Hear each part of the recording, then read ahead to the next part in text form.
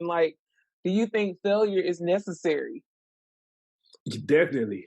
I think failure is a measuring stick to how close you are to actually being successful. I'm dropping some gems right now. Yeah, you are. You are. Oh no! I don't get it. It's okay. We get it. I was like, yes, Lord, come on with the cancellations. Ooh, we going in it. Now let's get it. I don't know if you know this, but I'm black. Am I good? He's with the best of them. And he's one of my favorite men to cut the emphasize. that entrance sounds like much more than who I actually am. Okay, so my guest of honor is a businessman that exudes pure joy and values self-care. He believes in using his platform to be of service to others, and he shows his gratitude by putting on a toy drive for kids in the community every year. He's an absolute beast on the ones and twos, and he has mastered his craft. His accolades include receiving the Business of the Year award from the UTA chapter of NAACP. He has DJed for Joseph and Mark D, worked with Lil Ronny and Yella Beezy. He has opened up for Big Sean, Joyner Lucas, Gucci Mane, and French Montana, promoted some of the biggest parties hosted in Texas, such as the TV Retreat, LATEX, and the Dallas Greek Picnic. He's the co-host of the MTS Podcast with Mark D, and he's the resident DJ at Blue Ice Daiquiris. Let's just say he works hard and he gets those deposits. He's one of my favorite brothers of Phi Beta Sigma Fraternity Incorporated. Today, my guest of honor is Thomas Hervey, also known as DJ SWERVE. How you doing, bro? Hey, sis. What's going on? Nothing much. Just trying to stay quarantined and clean. Oh, yeah. You know, how's everything been going with quarantining for you? Everything's been pretty cool for the most part. Just trying to stay out the way. I had a basketball game the other day. I actually played in my mask, and I was like the only person that played in the mask. So I hand sanitized in between timeouts and everything. So I'm doing what I can do to adapt to what we're going through right now. So yeah, it's definitely an adapt. We have to adapt a lot. Yeah, for sure. How about you? I've been good, just working. I'm trying to make the best out of this time because I believe everything happens for a reason. So God pressed pause and he helped me out a little bit. He did. Definitely. With time-wise. Now, financially, I'm having to, get it together. But, I mean, I'm still breathing. Right. So I'm great. Right. So, Swerve, tell me a little bit about your journey and how we get to see this person that sits before us today. Man, God, honestly, I always think about a lot of my friends that I've known growing up that just aren't here, and I just try to be as positive as I can every day, every minute. It's always waves that come, negative vibes are thrown at you, but you have to do your best to maneuver through everything to try to see the brighter light and the brighter side of things, just everything. Because like you said, everything happens for a reason. Mm-hmm. God pressed pause on the world probably because everything, it felt too relaxed, honestly. It felt like something like this was bound to happen eventually. I agree. And we just have to make the best out of it. Honestly, just being real with you, I have a new Sega retro gaming system, and it has Tetris on it. Wow. And I've been playing a lot of Tetris, and for whatever reason, I guess quarantine did it to me, but I have been able to see the correlation between real life and Tetris. That's dope. Explain that to me. With the pieces and everything that come down and everything like that, you have to adapt your mind to thinking positive of the next situation and focus on the next line, the next thing in life to be better. I think that's real. Yeah. That's a real correlation between life and Tetris for sure, because you never know what piece you're going to get, but you got to be able to pivot quickly to make an adjustment fit, right? Yep. So I get it wholeheartedly. I don't get it. It's okay. We get it. But it sounds like you've been, applying your time pretty well in quarantine, though. Yes, for sure. Yeah. Just trying to stay busy. That's it. Trying to stay busy and stay prepared for whatever may come. So like when you said, you know, financially, just saving. Like if you've never seen a time to save, right now is the time to save. That's true. People out there. Yeah. It's true. It's time to save a little bit if you have money to save. Because unfortunately, some people don't have that. Like they have to live paycheck to paycheck right now. But I just think it's smart to say that quarantining will end at some point. Yeah, at some point, yeah. And this is not the first pandemic the world has been through. So it's like that gives you a little bit of hope too, knowing that, I mean, it happened before and they didn't have the technology that we have now. Yeah. So. That's a good point. Yeah. But let me ask you about college days, college swerve. Yeah. That's where I met you. How was your transition through college? My transition in college was eye-opening. Yeah. Because I truly believe at 17, 18, I don't think people, I believe we're still kids at that point, 17, 18, you know. Yeah. So to be thrown into freedom, quote unquote, you know, is a whole different ball game. You don't have to go to bed. You don't have to, you know, you can move around however you want to move around. Yeah. At the same time, you have responsibilities with class because your main goal should be to get out there and graduate. Mm-hmm. But definitely, it was an eye opening. It was an eye opening experience for me, just transitioning through college for sure. Yeah, I can definitely agree with you there. Do you feel like what you went to school for is something that you actively use now? Yeah, I actually got my degree in broadcast communications. Mm-hmm. So I just think communications is the foundation of everything that goes on. You have to communicate in some way in life. Regardless of whatever you're doing, communication is key. And it's different forms and different mediums of communication.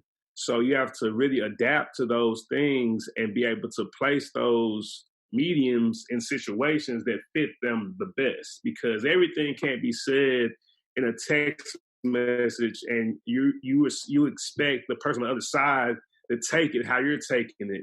Like people have their own, you know, ways of taking things. Yeah. So just understanding communication and the depths of it is important. And I do that every time I DJ, you know, reading the crowd. People asking for requests, you know, just being talkative on the mic when I want to, and just stuff like that. So I definitely am using my degree. Without a doubt. Slap that up. That's good. So we've mentioned DJing a lot so far, and I wanted to know, is that the career that you saw yourself doing from the beginning, or did you kind of fall into it? I kind of fell into it. I love basketball, and basketball was my first love. My second love was my wife. Love you, baby. Love you, baby. But I would say it just kind of fell into place because I just always loved music. And I think music for a lot of people is always that constant thing in your life. You know, growing up, you always know a song that, you know, takes you back to a certain time period or, you know, something like that. So just loving music and really just being able to, you know, see how music interacts or, you know, how people react to certain songs, that just made me love it so much. And I just felt like, you know, in high school, this was something that I definitely want to pursue. Yeah. Music is definitely timeless. Oh, yeah. And you can remember exactly where you were when you first heard that song. Exactly. What you was doing, what you was wearing. Like that, too. Like, it's not even a second thought. You know exactly what you were doing. Yeah. What made you have the faith to go into business for yourself, though? I think timing is everything just in life. And it was more of really just supporting or being a supporter of yourself, you know, because it's ups and downs. People will support you, people won't support you. And as long as you have your own back and you hold yourself accountable to your own actions, then you can jump out there and conquer whatever you want to conquer in this life. You know, just being positive and consistent. Consistency is key with a lot that goes right. The only difference between you and somebody that's major is that they kept going. So that's the main thing. Just keep going, keep pushing, and you have to take a leap of faith somehow, some way, because the legends they took a leap out there. They didn't try to stay in line with everything that was going on. They saw an opportunity and they pounced on it, and that's what you have to do out here. So that's what I'm going to continue to do. So yeah, I think you definitely took a leap of faith in college. We all had our bracelets. We all had our shirts and everything, and yeah. you I had gotta bring that to. stuff back, man. You do. We love that. I still have mine. Yeah, that's what's up. I do. I That still is have what's mine. up. And I Thank think you for that always supporting me too. Thank you for always supporting me, even before I was in the fraternity. Thank you so much for no genuinely problem. supporting me. I love you, sis. No problem. I love you too. And I love to see people win. Like, that makes me Yeah, happy. exactly. To see other people doing their thing and being in their element is the most rewarding thing for me ever. So just knowing that you're not gonna quit is a great thing to know. Right. Makes me happy. But you definitely took a leap of faith because you invested your own money, and you had to put everything in there to see if it was gonna fly or not. So how were you with budgeting as a 20-year-old versus the older Swerve now? My habits of how I do things has changed drastically from when I was younger to now. So I definitely try to buy things that I need a lot more than spoiling myself these days. And this is before quarantine happened. Me and my wife, we just bought our first house. And that comes with a lot of responsibility. And the last thing that I ever want to do is be able to, look my wife in the face and say, hey, I didn't pay the electricity bill or something like that. So, so I prioritize my money extremely tight. And when I do want to spend money, I'm a splurge person. I can save for months. I'll save for months, but I spend a lot of money in one day. I promise you. I spend a lot of money, especially if it's investing in myself, equipment or anything like that. That stuff's not cheap. It's not. So you definitely have to keep that stuff in mind when it comes to finances, and even just, finding things to invest in early right now. I haven't been much into the stock markets or anything like that. I want to get into stuff like that. Yeah. But I'm just thinking forward as in regards to saving money to actually be able to make that purchase, rather than focusing on just enjoying life every minute of every day like I was when I was younger to a certain degree. So it's if I'm working for it, I'm gonna spend it. That's usually the kid mindset, if I'm working for it, I'm gonna spend it up. Right. Well, I noticed that you've grown a lot. I think that it's important to talk about that a little bit. And we know that the gems live in the books. And I know you read a lot. So tell me about your journey through reading books and how that's helped enhance your life. Reading just changed my perspective in the sense of letting me know that I'm no different from anybody that is successful out here. We all have our trials and tribulations. We all have our ups and downs. And reading it has really put it in my head that, I can do this. Anybody watching this, Trini, you can do this. Anybody watching this, you guys can do this. Of course, there'll come times that you might doubt yourself sometimes, but I think reading just really has put it in my mind that I can do anything I really want to do. If I really put my mind to it, I can definitely do it. Read to achieve. I know it's corny, but it's the truth. It's the truth. And I've been reading I read a lot of biographies. I just finished up Robin Williams' book, and I'm reading Charlamagne's book, Shook Ones, right now, back about Black people in the community, as far as not going to therapy and stuff like that, and seeing how important therapy is and the way people's minds tick. All that stuff it's all mental, and reading it's calmed me down in the sense of just not trying to get things done so fast and not trying, like, anxiety is a real thing. Depression, all that stuff is a real thing. And reading is my way of calming down, chilling. And like, I'm relaxed when I open up a book. Yeah. When I open up a book and chill out. So, Yeah. but reading has definitely changed my life in so many ways. That's so good. It's good to find balance and figure out what works best for you. Right. And I've also noticed that you're very like focused on making sure your mental, your physical, and spiritual are all balanced. Yeah, for So sure. So For tell sure. me tell me about your workout regimen and like how that has helped your life. I try to work out every day. Mhm. Every day. I try to make no excuses. I try to go to the gym every day. If not to the gym, I have some weights in my house. I lift those, but I have to do 2 miles a day. I started last year with 1 mile a day. And, you know, I always felt like I could push myself a little bit further. So I was like, you know, on my birthday, I'm going to go up another mile. So I went up to 2 miles. Then hopefully I'm going to go up to 3 miles, then 4 miles until hopefully, you know, I don't know. I don't think I'll be doing that as an old man, but You can. If you train yourself now, you can do it.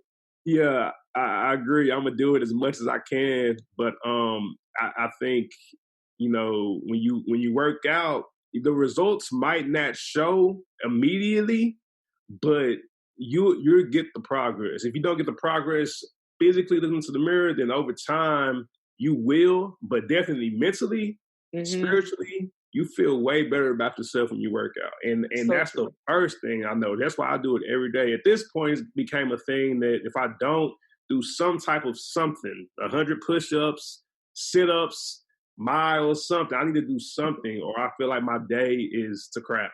Yeah, for So real. like, and that's the main reason why I even like put, you know, videos on Instagram and stuff like that. Those are motivation for the next, like, he's running 2 miles every day. I know I can do something. You know what I'm saying? So and that's the main thing in those. So Yeah. And I don't think people realize that what you do for a living requires you to be in shape. oh yeah, what? The Oh my stamina. God. Like, so just moving equipment. I've been having to lug speakers so much. I'm so thankful for a garage right now with this whole house situation because me and my wife live on the 3rd floor of an apartment complex. And I had to load and unload my equipment so much at that apartment complex. It became like I believe like maybe 3 times her car got broken into with my equipment in there. And after that, you know, your peace of mind is gone at that point. So it can be 3:00 in the morning after an event. I have to lug my equipment up these stairs. So, so just always doing that, it just made me appreciate having a garage so much more and not having to lift that stuff. But even then, I was working out in my apartment, so it just kind of carried over to the house, and I'm still doing it. So That's crazy. But you have to be in shape for sure. That's under that's understood. So that's why I run 2 miles a day. Oh yeah, that cardio gotta be right, man. That cardio gotta be right. That's so funny. Well, I think it's also very, very important to have good people around you, like your friend groups, your family, whoever you find to be in your tribe.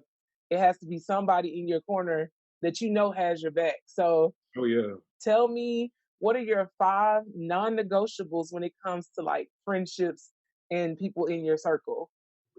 Number 1, being honest. Mhm. Being honest is that's the key to everything. That's the key to any relationship. You know, having trust in somebody that, you know, they're not going to steer you wrong and they're going to like legit be there for you, right or wrong. Mm-hmm. So, you know, being honest, I would say that's number 1. Even if it hurts, you know, even if what they have to say might hurt you, them even saying it means a lot. I'm that friend that if you have a booger in your nose, I'm gonna tell you, hey, you got a booger in your nose. Rather than be that friend that's like, you know, ignore it. You know, that's not, I don't want to see anybody around me looking foolish, and definitely not my friends for sure. Right. That's number 1, honesty. Number 2, negativity. Negativity, it's a line that people seem to, I think, confused with constructive criticism and negativity. I have no problem with constructive criticism at all. People need this for sure. Like my friend, he called me the other day about, some podcast, criticism. And, I appreciate that so much. It wasn't anything negative with it. And I think people, their delivery in trying to, help just becomes, it's a little negative, or it can seem negative to the person that's taking it in. But I would say, negativity, like no negativity, that's number 2 for sure. Number 3, professionalism. I've gotten so many events from DJing, just from being on time. And that's from people knowing that I will be on time for your event. I don't mind being 2 hours early. I'd rather be 2 hours early than 1 second too late. Yeah. And that's the name of the game for me, just being professional with it. And that's in friendship. If you say you're going to do something, do it, and definitely just being on time, man. Just being on time. Number 4, I would say no excuses. Absolutely no excuses. If you say you're going to do something, do it. Knock it out. No excuses. And number 5, just helping others. Like you said, I want to see people win, and from friends to business, everything. I want to see people win out here. So seeing people win and actually help others, that's the key. I think the main reason why God put us here is to inspire other people and to help other people. Yeah. So I would say you have to help others. So honesty, no negativity, be professional, no excuses, and help others. That's good. I feel like that's our whole group. Okay. We all the same type of people. Yeah. How do you define success and happiness? Success and happiness. I define success and happiness by spending time with the ones that you love. When you can afford to, take a day off, if you want to take a day off or anything like that, and to be able to not take a hit financially, and you're with the people that you love and people that love you, that's success and happiness. Of course, having a big house, having cars and everything like that, that can be success to some people. But to me, my take on it is when you can spend time with the ones that you genuinely love and not take a hit financially. Look, so, that's real. That's what it is. That's really what it comes down to. That's what defines success to me. That's real. The sad part about it is that there's so many people who can afford to take the time, but they don't. And then when they choose to do it, it's too late. That hurts because we only get one take here, and the people around us only get one take in life, man. You have to don't take them for granted. Do not take them for granted, because it can be over like that. So yeah. What role does your religion and spirituality play in your life? I grew up in the church. So God has always been in my household. I don't go to church every Sunday. I probably should go way more than I do go. But I'm a big believer in energy in general. I believe in God. I believe that energy is everywhere. I believe God is omnipresent in everything that we do. So definitely your energy, transferred around here. So you have to be very conscious of the energy that you put out, because it will come back tenfold. So definitely spiritually, I'm big on energy. I'm big on God, and just karma. Karma is real deal, and karma has no expiration date. So, so definitely do the right thing. Of course, we have our things that we go through, but you have to do your best to put out positive energy into the world. Yeah, I definitely agree with that, because karma is real. It's real. Energy is important, and if it's somebody interrupting your energy or your peace, they have to go. They gotta go. Gotta go, man. So, do you think that purpose is a journey or a destination? I believe purpose is the journey, I believe purpose is a journey because we realize what we're meant to be throughout that journey. Does that make sense? I feel like I kind of, okay, gotcha. So I believe, the success at the mountaintop is so beautiful. It's so great when you can reach the peak of the mountain.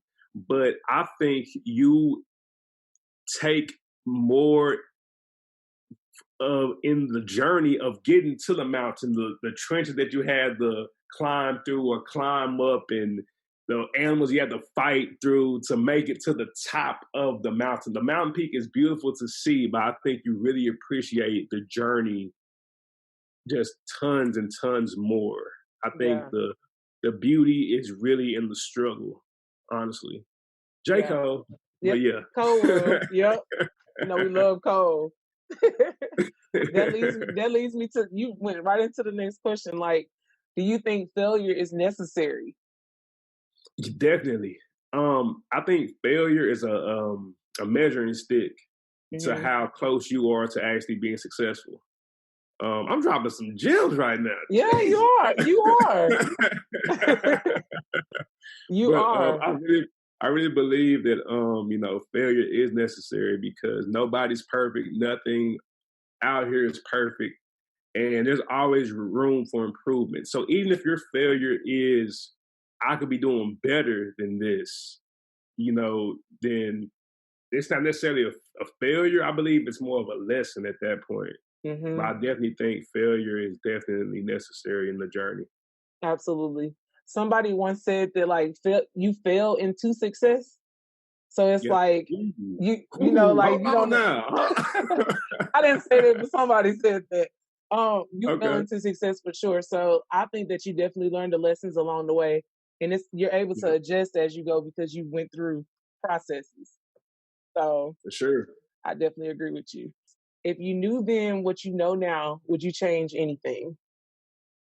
If I knew then what I know now, would I change anything? I think I would change spending more time with the people that I've lost. Mm-hmm. And that's funny at your last question because that's kind of how I answered the first question as far as people aren't here forever. Yeah. So I think, just taking more time with the people that are no longer here. They're here in spirit, but they're not here physically. And I miss the people that I've lost so much, but I think that would be the main thing. Besides that, I'm all good with how things played out to this point, and I'm excited to see what the future holds. So yeah. Oh wait, bonus question. We gotta ask about the missus real quick. We can go. Gotta ask about the missus. How has she impacted your life? That's something I always wanted to ask. This woman this woman is the reason why I graduated college, for sure. Just a quick story. So at UTA, I got like I said, I'm 17, 18, freshman. I got a check for like $2,000 from UTA. I called the financial office. They was like, "Yeah, that's yours." Mm-hmm. I was like, so like this is really mine, So I ended up, I bought equipment. I bought some of the same equipment that I use at events today is some of the equipment I still bought. But it turns out a few weeks later, they were like, "Hey, Thomas, we need our money back right now. We made a mistake." And when I tell you, that was within the same weekend of my car getting towed at UTA. My car had never been towed before. This is my first. So you mean to tell me within my first week of like school, I owe money and my car got towed, and this is like college? And I was ready to quit. I was walking to the cafeteria, to the UC, with my head down, and my wife was by my side. She was my girl at that time. My wife was by my side, and she literally picked me up and carried me to the finish line with school. And if it wasn't for my wife, Phi Beta Sigma, Zeta Phi Beta, just like, I don't know if I would have made it through that, and that's just one of the things she's done for me. Like she's my back. She's my rib. She is she is absolutely everything to me. And I'm so happy that I met her when I met her. I met her in high school. So for us to really think that, you know, this is a forever thing at an early age, that just, I'm so thankful and blessed that God put that in my mind. Yeah, because that's rare. Yeah, but to really answer your question, she is me and I am her. We are one. We are one. We think alike. We're starting to look alike. We're the same color. So True. yeah, she's my everything. They say when you feed somebody for a long time, you start looking like them. I can believe it. And she I be cooking for definitely you. believe it, for She sure. cooks it up for you. No, I think that it's so dope that you have had that relationship for that long. And for y'all to be so young and to know that that's what you wanted from the get-go, that's rare. I have a question for you. I just want to know what you think.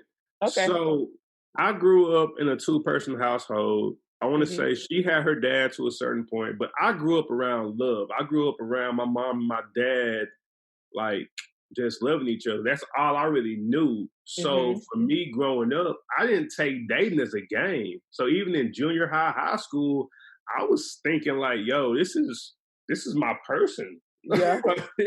Like, this is my person. Do you think that you know, people growing up in two parents or one parent, you think that matters any in the sense of like this generation growing up? Because this generation, I feel like marriage and stuff like this is getting lost completely. So how do you feel about, you know, you think that matters any as far as the household? I do. I think that it has an impact on you. I grew up in a single parent household. So my mother raised me, and, you know, watching her do everything that she did, it kind of like terrifies you a little bit, because it's like, I want to make sure whoever I choose or whoever chooses me is the right one. Right. So sometimes it kind of impacts the way that you see the world. You'll like be a little bit more timid when it comes to that part of your life. But also it can help you. I think with this generation, they have too many options. Like you have Tinder, you have Instagram DMs, you have Facebook. Like they can be anybody at any time in any place. And for them, they're so used to having the pick of the litter that being tied to one thing or one person and committing is absurd to them. So I think if they understood the value of having a person and how you got soul ties with all these people you deal with, how that impacts your life later on down the line, I think they would change their tune. But I feel like they have too many options. That's real. It used to be like, you know, it's you know, tons of fish in the sea, but nowadays you can actually see all the fish in the sea. Yeah. It's too many. Yeah, exactly. So it's a lot of fish in the sea, but there's only one. Yeah. For you. Now maybe this is a question. Do you believe that there's like you have more than one love of your life? Like if you lost your love of your life, do you feel like you would find another one? Or do you feel like you have one? He asked me that question. She was like, if something was to happen to you, would you expect me to move on? And I believe so, in a sense of, I guess, it just goes back to energy. Energy is always transferred. It's not destroyed. So your love for somebody can be transferred to somebody else. That's how I really feel about it. And I don't see anything wrong with, you know, loving somebody else if you have not made that promise to God. That you want to be with that one person. Yeah. So, and I think that's also where, like, you know, marriage is, and you know, it's a promise to God. So I think when people really take that into their minds, you know, that's, oh wow. I think people freak out a little bit over that. It's a commitment. But it's a commitment. It's a commitment, but it's definitely worth it when you're willing to sacrifice, you know, anything you think you might be missing out on, because the grass is not greener. It's not. The grass is greener where you choose to water it, where you choose to care for it, and where you choose to nurture it. That's where the grass is greener. So Yeah. And I will say this to single people, like, be okay in your singleness. Like, I get a lot of people asking me why I'm not married because I'm 33. And I'm like, honestly, I don't want to be married right now. Like, Yep. you know what I'm saying? So I Yep. know that I about hear you. myself. So I feel like for me, I wouldn't even be able to give the proper amount of energy to a relationship because of what I'm That's trying real. to do right now. So Right. I choose to reserve that and just work on me to be the best version of me. So whenever he does Yeah. come, I'm prepared for the caliber of man that I want. So That's awesome. I just feel That's like more awesome. people need to like be happy with their singleness because this is the only time you're gonna get to just worry about you. The Like only time. the only time. So Agreed. do you feel like from a man's standpoint that y'all have that same mentality, or how do you know when it's time for you to like be in a relationship? I think people miss out on their blessings at times. I definitely understand you when you say, you know, this is your time to be single. You need to really know yourself or try to know yourself as best you can before you jump into a relationship. Yeah. I think men just tend to have the what ifs so many in their mind, like the what if, so much more for whatever reason in our heads, and we miss out on blessings by missing out on the one that we really cared about, or you know, somebody we really cared about in our lives. Yeah. And we just have to open up our eyes before it's too late. And for whatever reason, some people just don't open up their eyes. They be scared, either scared or just like, I don't know. Yeah. PTSD, trauma from past relationships, you know, that plays a part into it. So A I huge think I go part. back to therapy, man. Talking to somebody about how you feel, that's therapeutic, and that's one of the things that my wife is to me, a therapist for sure. Yeah, we need Black people need therapy for sure. Oh, yeah. Even if you haven't went through what you think is traumatizing, right?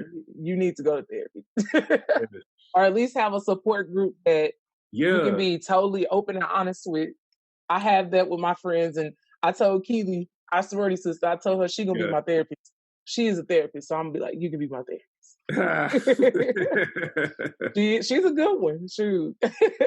That's awesome. Yes. Wait, we gotta talk about your podcast real quick. Plug. Okay. Yeah. Tell us about the podcast. MTS Podcast. It's with me and my friend Mark D, Mr. Mark D, on Instagram, Twitter, Facebook, whatever else. We're just tackling issues of, you know, pop culture, from sports to just guys' perspectives on different things and relationships to life to everything. And we're just sitting back and legit trying to, you know, dissect things how, not how we're supposed to, like how the world is supposed to, but just put our 2 cents into the pot to hopefully inspire or, you know, have an impact on somebody watching. And we'll continue to, I think we're on like fourth, fifth episode. So we're still trying to get the lighting and everything correct and everything like that. But I'm excited and I love doing it. Honestly, I love doing it. It's a lot of fun. And like you said, that's therapy in itself too. So, yeah. So it's a lot of fun. You know, like, comment, subscribe, MTS Podcast. And I'm sure you'll find some nugget in there. You know what I love about y'all's podcast? What's up? Like the amount of knowledge that y'all have, especially in your field when it comes to music. Yeah. Like you can literally like say an artist and the track when it was out, like this. I think that's amazing. Like that you know all of this. It's just in there. So y'all's knowledge is amazing. It goes beyond what people expect. And I'm just like, that's cool to me. Because, you know, we get labeled very quickly. Very quickly. So I think it's cool. Y'all need to check it out, please, because you'll be happy that you did. Well, I appreciate you, bro. Thank you so much. Oh, yeah, for sure. I appreciate you. Thanks for taking the time out to even have me on here, you know, with everything going on. Thank you so much for even having me on this. And if you need anything, Trina, I'm always here for you, Coach K. I know you are. Thank you. Same here, bro. All right, love you. Love you too. Bye.